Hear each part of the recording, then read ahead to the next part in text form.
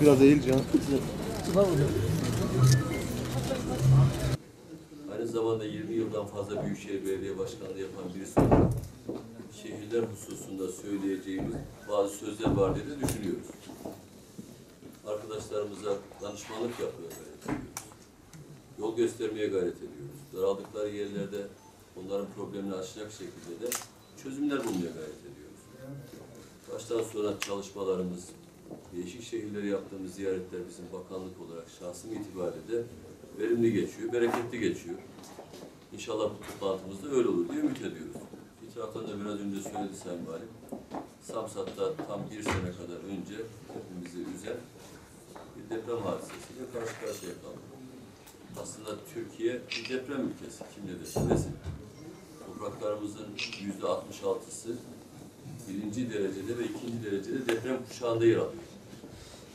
Son 100 yıl içerisinde 6 ve üzerinde şiddette, bakın daha aşağıya söylemiyorum. 6 ve üzerindeki şiddette tam 56 tane deprem var ülkede.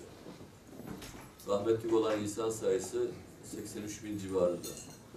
Ülke olarak maddi kaybımız 100 milyar dolar civarında. Şunu herkesin bilmesi lazım. Deprem insan öldürmez. Kötü yapı insanı öldürür. Bizim bir an önce ülkemizi depreme hazırlıklı hale getirmemiz lazım. Bu anlamda çok çalışmamız var, gayretimiz var. Siz de zaten onu takip ediyorsunuz. Burada da bu elim olayı yaşandıktan sonra çok hızlı bir şekilde davranmaya gayret ediyoruz. Bir hafta içerisinde bizim bakanlığımıza bağlı Yapı Genel Müdürlüğü bünyesinde bu kardeşlerimizin evlerinin ihalesi yapılacak. %90'ı tek katlı, bir grubu da 2 katlı olarak inşa edilecek bu evler. İnşallah bu sene bitmeden yaz ortalarında ve yaz sonuna doğru vatandaşlarımızın hepsine teslim edilecek.